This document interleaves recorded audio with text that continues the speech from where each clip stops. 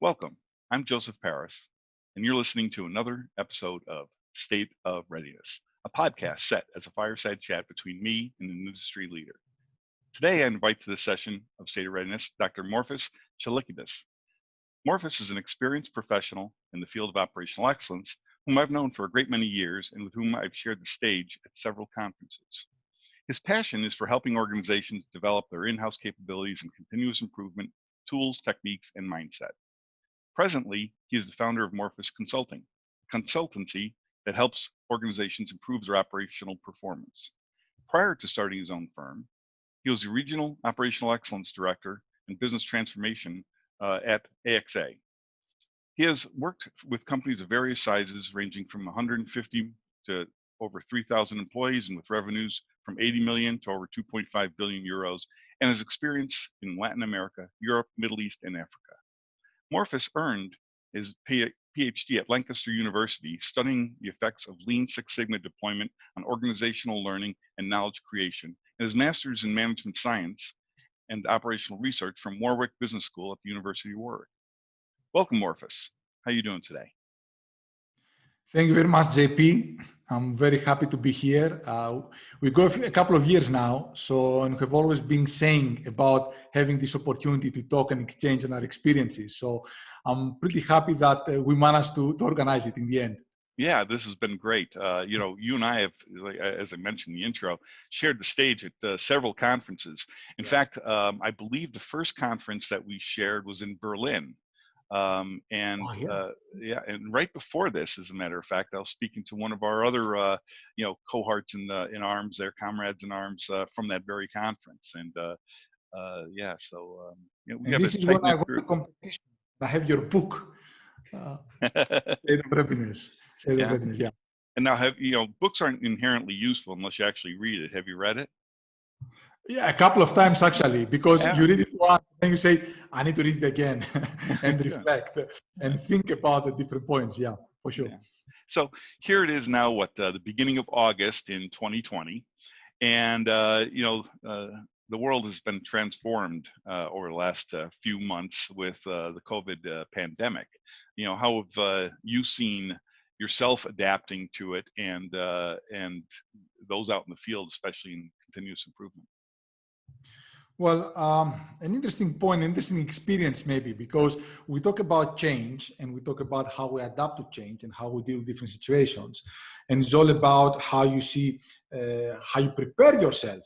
Well, when it hits you so hard with like COVID-19, you adapt and you have to adapt because there's no other option. You cannot say, I'm going to visit people. I cannot run classroom. So you have to move to how business has been doing now, go more online, trying to organize virtual meetings, and then see how things will evolve, basically. This is where you show your flexibility. Yeah, in my book, I talk about disruptors, and I talk about credible disruptors and non-credible disruptors. And a non-credible disruptor I define as somebody that does not, or somebody or something does not have truly destructive powers. So we talk about transformation and change, and usually what happens is that we have step incremental evolution. But a credible disruptor is something that's got truly destructive power. A new CEO coming in, they got carte blanche, they can do whatever they want. An acquisition of a company or selling your company to another. Being acquired, that is, that's transformational. A global economic meltdown or a global pandemic are transformational. These are things that are completely beyond your ability to influence. The only thing that you could do is cope. And with this pandemic, it's amazing to me how quickly most companies did make the transformation from working at the office to working from home. Interestingly, probably the vast majority of the people I've talked to have said that productivity has increased. Very few people have said it stayed the same, and nobody has told me that productivity has decreased as a result of having worked from home. Now, a year ago, if we had made the same argument, everybody should work from home, most companies would say, absolutely not. We're not going to do that, for whatever reason. But it's funny how people are transformed when they're forced to transform. That's true. That's true. You're absolutely right. You're absolutely right. And actually, I think it will take a bit of time, I think, until things stabilize, because you are absolutely right. The disruptor was a credible one. You have no other option. That's the way to go forward. But teams do not necessarily learn how to collaborate virtually just like that Right. in 2 or 3 months. So eventually, I think we will see a period that we'll need to adapt, change the habits in order this good performance that you said not to be the honeymoon period, but to be sustainable over a period of time. Yeah. So it will be interesting to see how things are going to evolve. Yeah. Now, what has been your experience with CI programs and OpEx programs that you've seen out in the field? My experience goes back to my early years in Land Rover when we were deploying CI programs.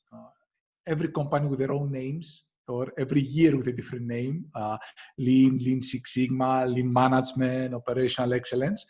And I had the opportunity to see how, both professionally, how it was implemented and what kind of difficulties it encountered in different countries, but also as part of my PhD research, as you mentioned.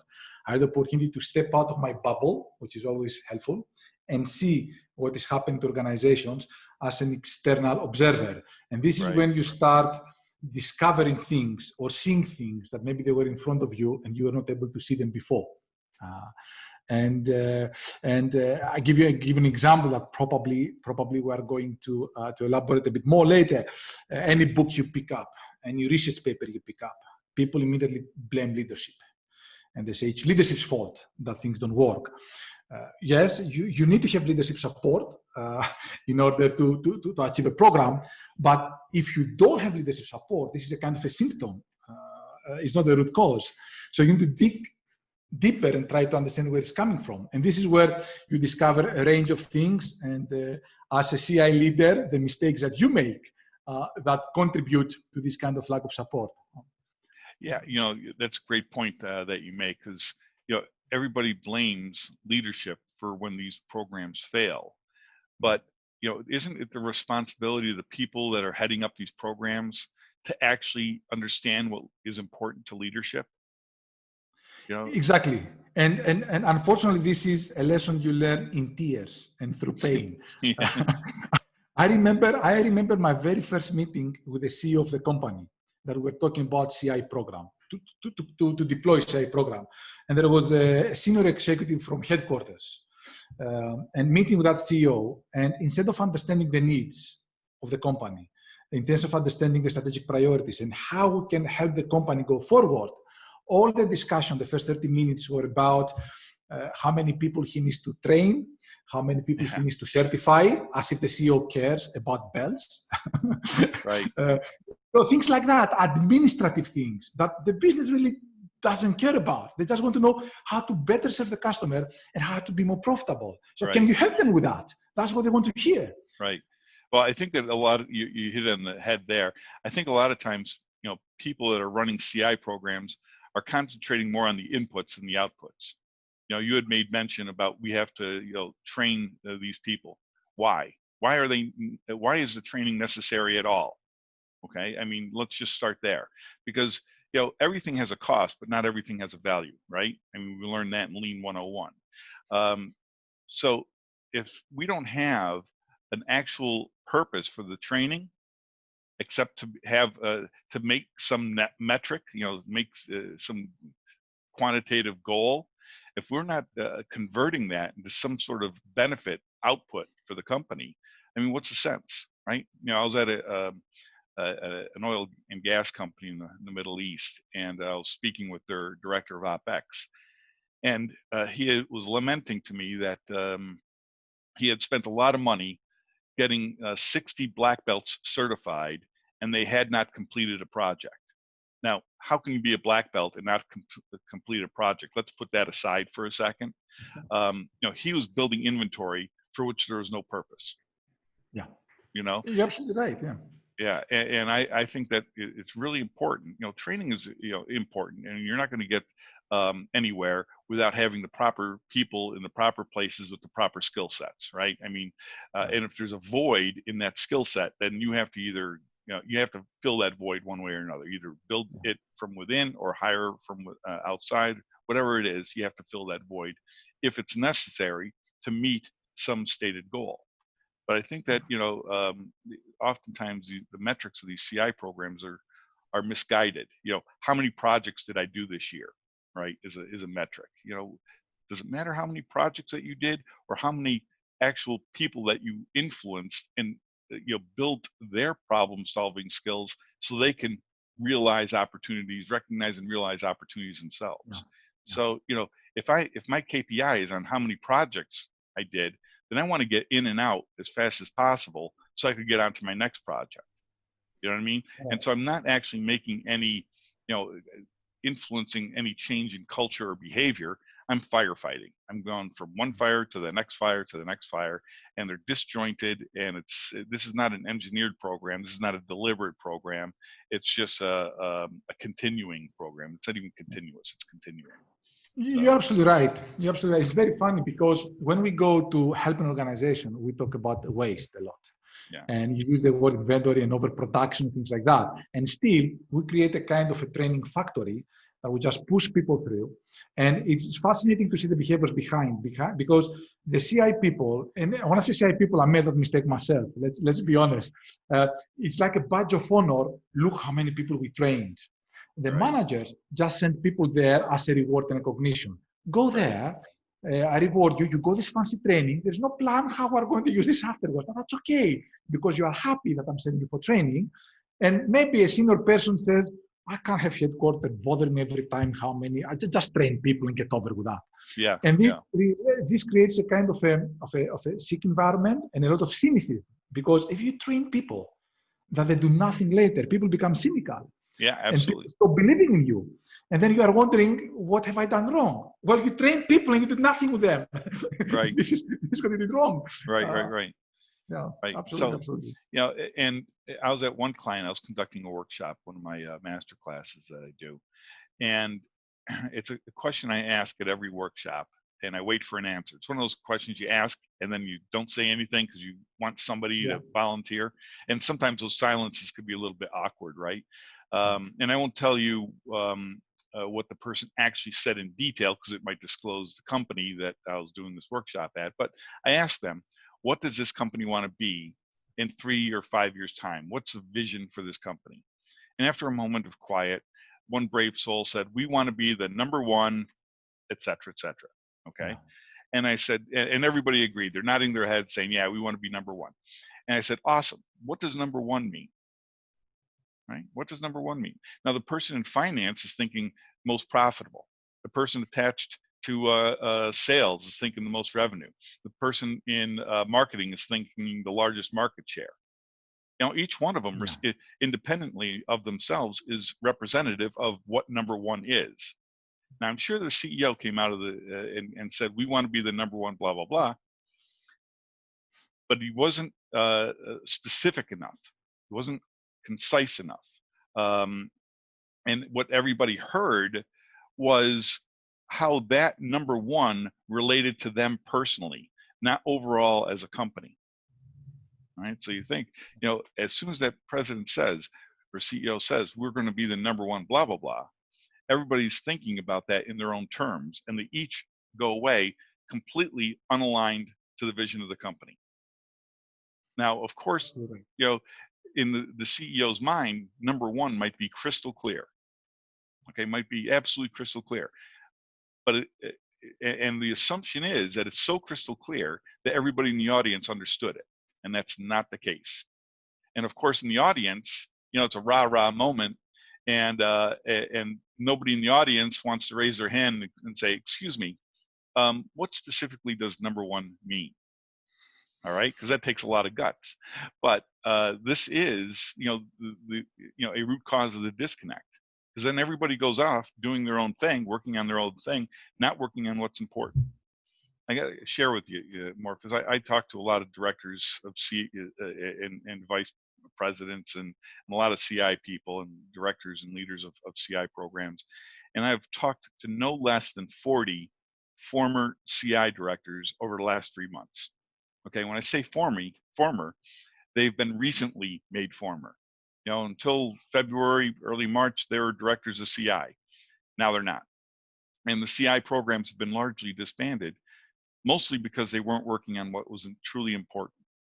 And I remember this one conversation distinctly with this former director of CI, and he was recently, disbanded along with the rest of the program. And I asked him what he was doing. He was talking about improvements, cutting waste, increasing productivity. I said, yeah, but what was the growth strategy of the company? What did the company want to achieve? And he says, well, we're growing by acquisition. Okay, think about it. The strategy of the company was to grow by acquiring other companies. Now, after you acquire a company, you have to integrate it into the mothership, right? Into the main company. Yeah. Now, if this CI director had reoriented their efforts to not just cutting costs and waste and whatnot, but actually accelerating the integration of the acquired companies into the mothership, okay, that would have been a strategic use of their capabilities.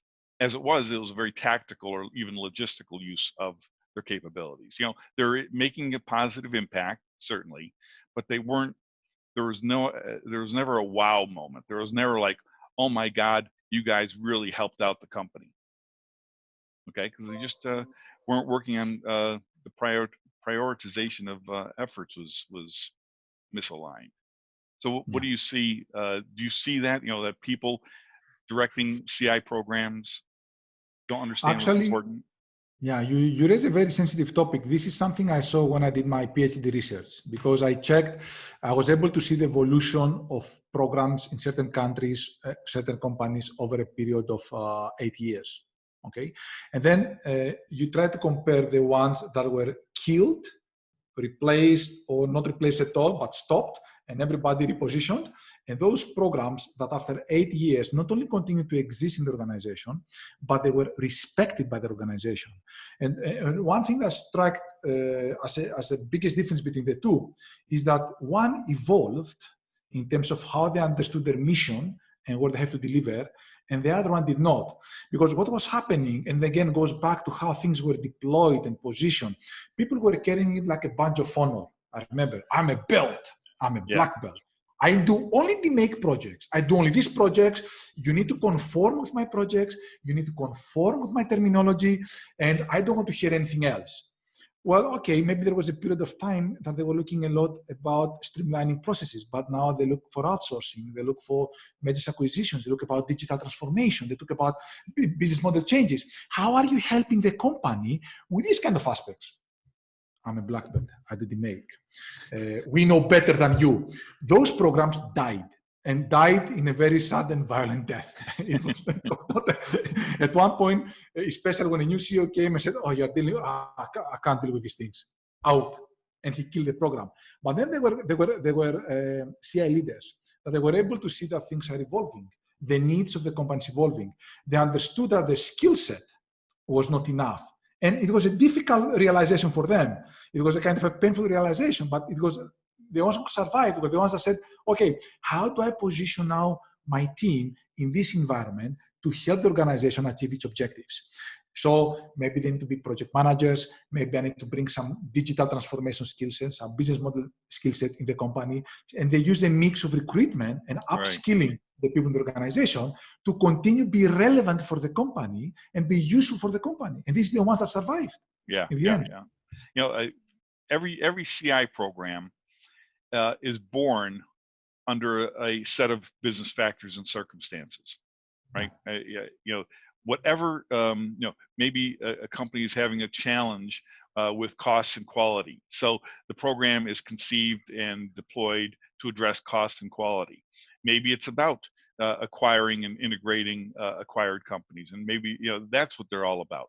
Maybe it's about reliability and uptime. They have to make sure their machines are running all the time and producing reliable output. Maybe it's health and safety. But whatever the biggest pain point is usually where is the orientation of the CI program. But the challenge is that business factors and circumstances change over time, right? You got the business cycle. And if you don't, level set your program against the existing business factors periodically, you're going to find that you're working on things that are no longer important. So to your point, if your program is not evolving and not monitoring its strategic orientation and organization, it's going to be incrementally further and further on the outside, completely misaligned. And I would put the fault or blame, if blame is forgotten small children, so I don't like to necessarily blame, but the root cause would be that the CI director is not taking the time to make sure that they're still working on what's important. Because there's things happening in the C-suite that the CI director might not be aware of. Okay, and unless the CI director actually reaches out and make sure that they still have a pulse on what's important, they're going to be on the outside.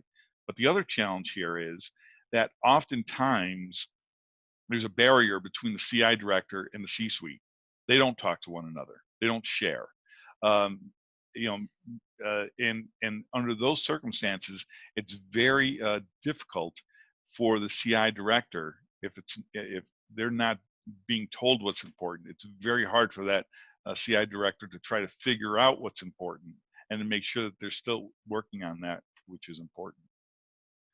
You're absolutely right. Actually, some of the strongest silos I've seen are at C-suite, where each one is protecting his territory. Each one doesn't want the other person to look into their area or their kingdom, and you don't have this kind of communication. You don't have this fluidity, this cross-functional collaboration that says, we are a value chain at the end of the day, so we need to be able to ensure the chain is well connected to deliver profitable and good service to the customers. And you're absolutely right. And sometimes I've seen companies trying to have a CI sponsor who is an executive C-suite member, just to maintain this kind of connection. But then what I see, maybe half the times even more, the person who is the CI sponsor might not necessarily be the most respected, reputable person. So you start thinking about, okay, this gives you a signal maybe about the program, how the program is being perceived. And that was a big mistake that we made, many mistakes. But one thing that results to what you described yourself is what I've seen is how the programs are being staffed. And what do I mean? Many companies position CI when it's launched for the first time as a catapult for future management positions. The stars of the company will come, will train you, and then you will go and change the company.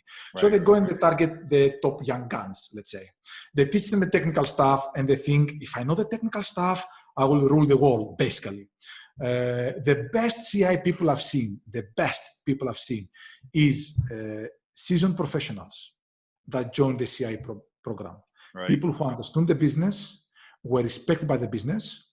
And actually, in one of my previous assignments, I was put in tandem with such a person because he would teach me about the business and I would teach him about methodology. Because most of the time, these people don't come in the program because they hear, they want to teach me statistics. Why? I don't want to learn these things. I'm going to waste my time. And they stay away. But these are the people that you want to bring in because these can act as coaches and mentors to your top young guns, or how you want to call them, that you bring in, and they can ensure to keep you fixed to the business priorities because they came from the business.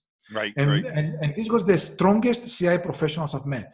The seasoned professional, business professionals who joined to structure their approach and the mindset. And then they always maintain this business perspective. Right. And I think it's important because, you made mention about some CI people being, a bit full of themselves. I'll just boil it down.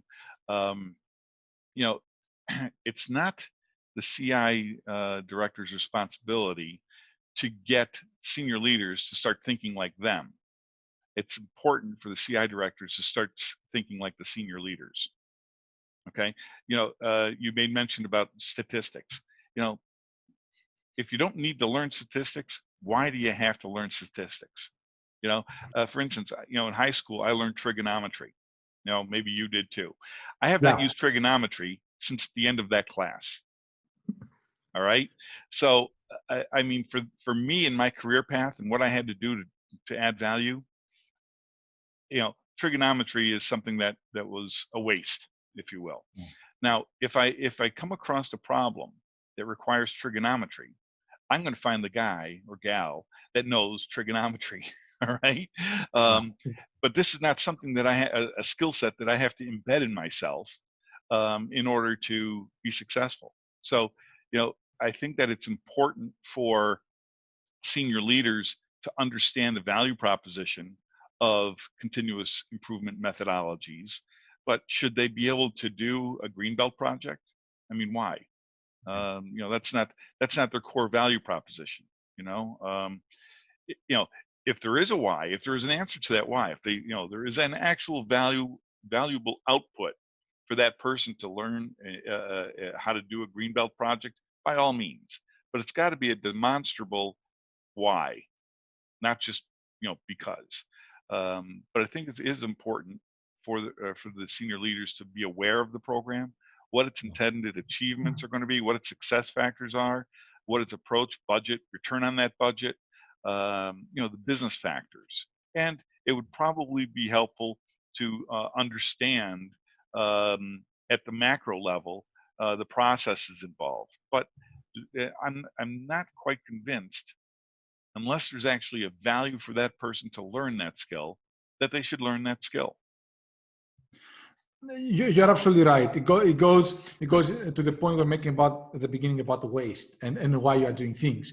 And what I've seen linked to that as a consequence is, especially when they were launching the CI Lean Six Sigma, I remember it was beginning of 2000 also, that many financial services companies start to jump in and they say, let's try to do it and things like that. And things were getting wrong from the beginning, because first is the big why you are doing it, what you want to achieve, right. Fine. Make sure that everybody understands the same thing and the understanding is correct. We're not fooling ourselves. And then there was a lot of perception that still exists today, that the program starts by saying, do it like GE, do it like Jack Welch, do it like Toyota. Well, you can tell me to do it like Usain Bolt, but I cannot run like Usain Bolt. Never, ever. So you need to understand where you are. You need to take an honest assessment of where you are, what your capabilities, what you want to achieve, see what is out there, take it, and keep the principles, and adapt all the rest. Okay? Right. Maybe you don't need all the tools. Maybe you don't want this framework like that. Keep the principles about collaboration, about based decision making. Keep these things that are in the core. Walk the process and have proximity with what happens on the shop floor. Keep the principles, but everything else you need to adapt. Someone said, GE trained everybody. We have to go and train everybody ourselves. No, I don't know. That's not the starting point. That's not the starting point. And if somebody makes that argument or that statement, an argument and statement are the same thing. I don't mean argument as in quarrel. I just mean makes that argument. My immediate question would be why? Why does everybody have to be trained? Maybe there's actually a tangible benefit, okay? But you better be able to tell me what that tangible benefit is, not just say that everybody's got to be trained. I mean, when these disciplines become dogma, okay, when we start adopting them unquestioningly, and everybody's got to be a believer, I think that's where there's great peril, because then if everybody's thinking the same, then nobody's thinking. That's really what it comes down to. I think George Patton said that. And to your point about having skill sets, I think it was Clint Eastwood that said a man's got to know his limitations, right? So I know my limitations. I shared one, trigonometry. All right, so that's definitely a limitation. And there was another commercial that, this is for the audience. They could look this up. This is that you might actually use this in a presentation. There was a Dos Equis commercial, world's most interesting man. All right. And I don't know if you've seen the commercials there, Morphis, but the world's most interesting man. He's a swarthy looking guy. He's got gray hair, and he looks like me, except without glasses. And anyway, he's sitting in a leather chair in a mahogany room, and there's always a theme to the commercial. And this one is on careers. So it's like a little on careers, and they zoom into him, and he says, "Find out in life what you don't do well, and then don't do that thing." All right. So you think about this. If we want people to all become green belts, black belts, lean senseis, whatever it might be, First, do they actually have to learn that skill set? And if so, why? And the second is, actually, is that something that they're capable of learning? People may or may not be able to understand the concepts of Lean and Six Sigma, certainly not readily. Certainly when we get into the higher levels of statistical analysis, you're going to leave a lot of people behind because, it's just not their thing. But here we are trying to teach them, the inner workings without them having the aptitude to either absorb it or use it. And I think that's waste. You're absolutely right. Absolutely right. And I think one another point that, if I remember well, in one of the conferences we were elaborating a lot, is at which point the CI program can be pragmatic and manage a relationship with the senior stakeholders to say what it can be done, right, and what cannot be done. Because quite often you fall into the trap, early painful experience. We can do everything. We can do that.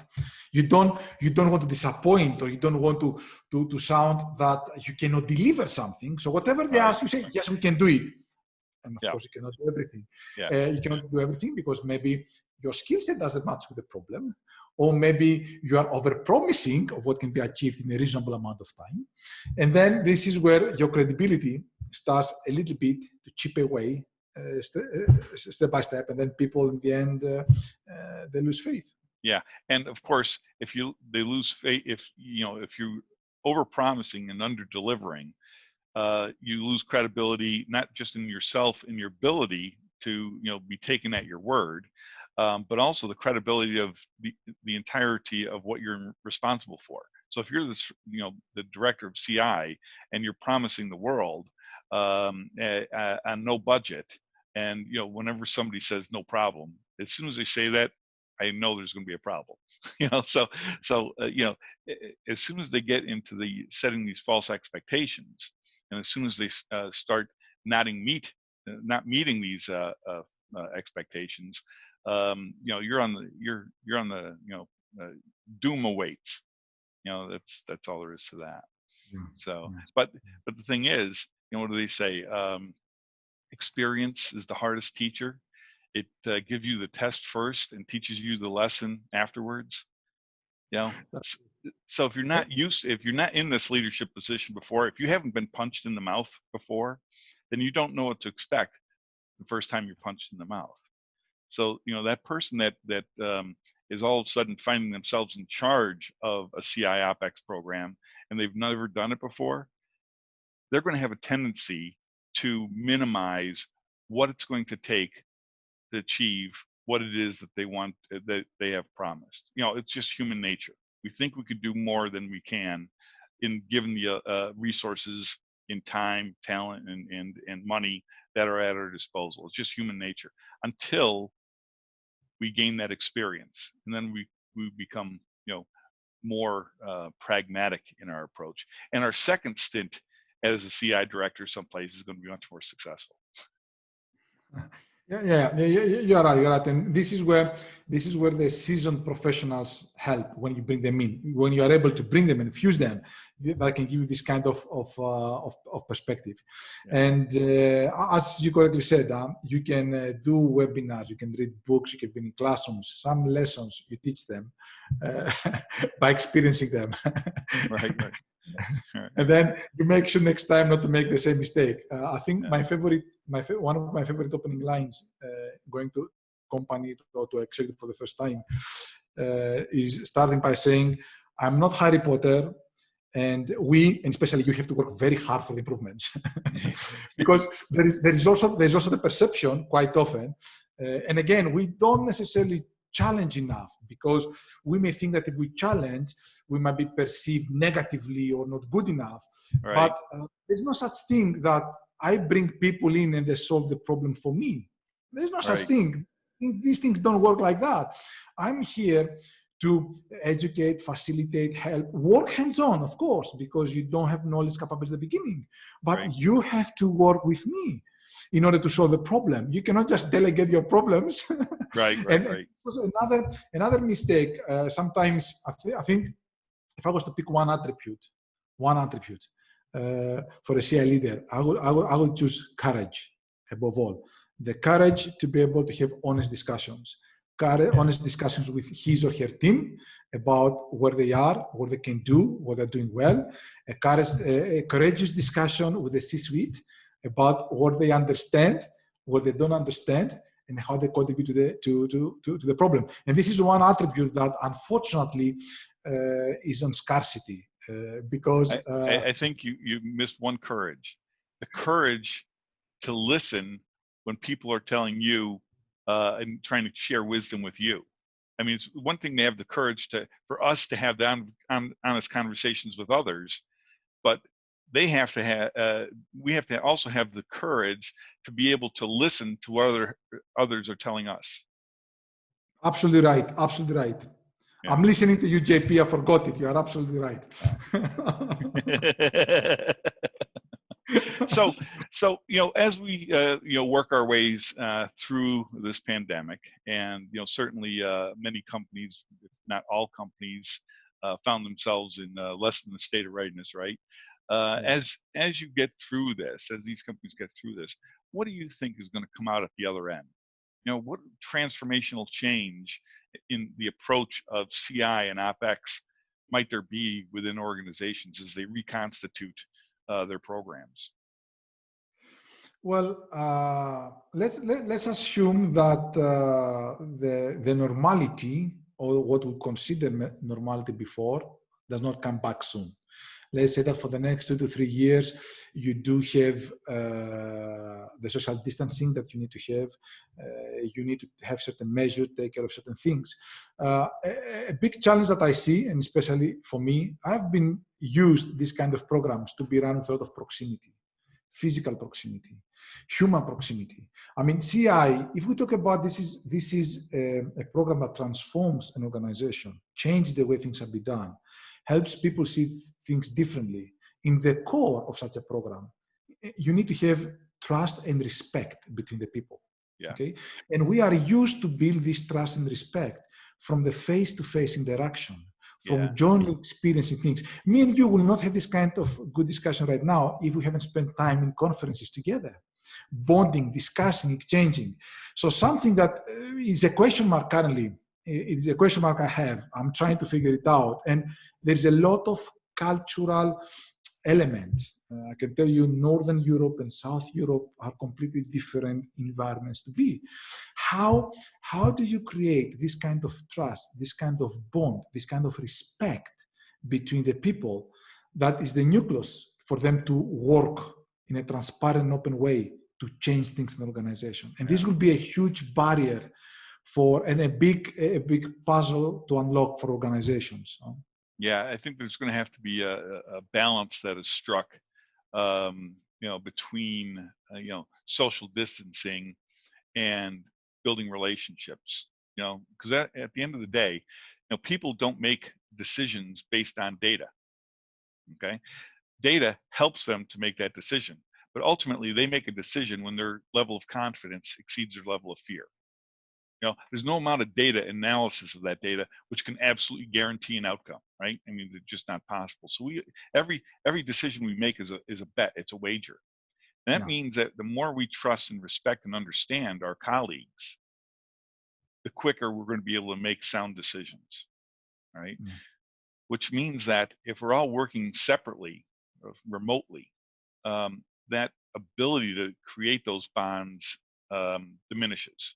So I'm going to believe that somewhere along the line, over the next couple of years, people and corporations are going to put in place actual mechanisms for social bonding within an organization.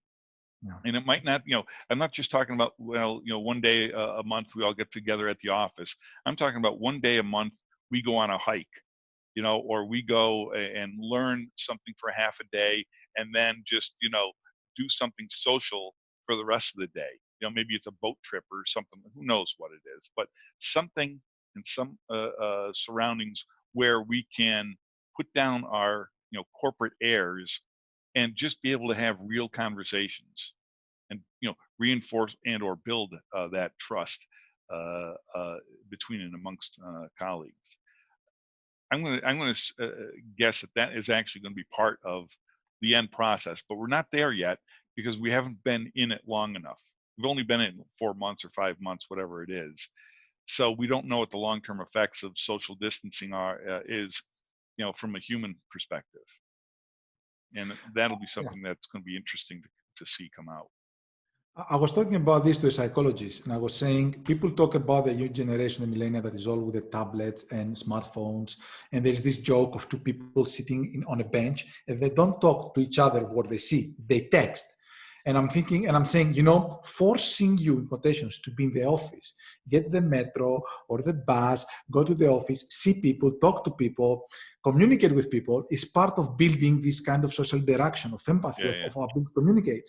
Now, if we go into this more and remote working, because now we love it, and COVID, no COVID, we want to keep it, I will exaggerate to make a point. So you wake up in the morning, 8 o'clock, you sit in your office alone to work. Then after you finish the work, you have to be on Instagram, on Facebook, on LinkedIn, on TikTok, WhatsApp, whatever you have to be on to talk to.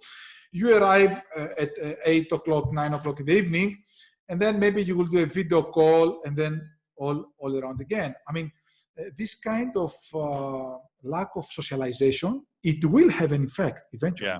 You cannot avoid it. And this is what the scary part behind. And that's one part. And maybe I'm old school. I don't know. I like my work to be different from my office. And I want to have a gap between work and an office as a detox, Right. You leave the office, a difficult day in the office, you have half an hour until you go to home. By the time you arrive, you have cleaned your mind, you can spend some time with your family. Yep. Now, you have a difficult call now, you finish, you go out of the door, you have to deal with your 5-year-old child. I don't want to do that. I don't want to do that. I've been working out of my home now for 10 years. All right. And I got to tell you something. It's a stupid little thing I do every day. Everybody thinks I'm crazy. But every day I go for a drive, 5, 10, 15-minute drive. When I come back, I go to my office and it's time to work. And at the end of the day, I do the same thing. And I come home and now it's time for family or not work. All right.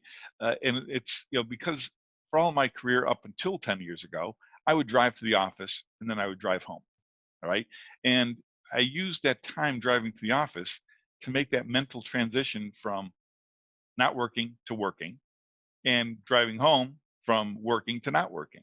So it was like a physical mental barrier that wall I put up. And I find that that's the only way I can do it even still. Otherwise, they all blend together. The time just blends together. So anyway, just a little stupid little thing that I've done. Yeah. I very much understand you. It is a process to prepare yourself for the next step. Yes. You're absolutely right. Absolutely right. So do you have any one word, we'll get to wrap up here, but do you have any one word of wisdom or idea or suggestion for CI directors and CI practitioners or even senior leaders as we work through this and want to reinvigorate or reconstitute our CI programs? Well, I think if I was to summarize almost everything that we said, would be you have to understand and serve the business needs. That's it. Yeah. That's your job. Excellent. Understand and serve. Well, listen, Morphis, it was a real great pleasure to finally get you on my podcast. I appreciate it a great deal. You've been an outstanding guest and a great friend and colleague over these years we've known each other. So I really appreciate you taking the time and sharing your wisdom with my audience. Thank you very much, JP. I very much enjoyed the discussion, and thank you for this opportunity. And I'm taking a note. It should not take us 2 years to schedule the next one. Yeah, no. And well, hopefully we won't have social isolation for the next 2 years, and we'll see each other in a conference or in our travels sometime between now and then. So thank you very much. Thank you very much, JP. Thank you. You've been listening to another episode of State of Readiness. I'm your host, Joseph Paris, and you've been listening to Morphis Tsalikidis. I hope I got that right the second time too. Thank you very much.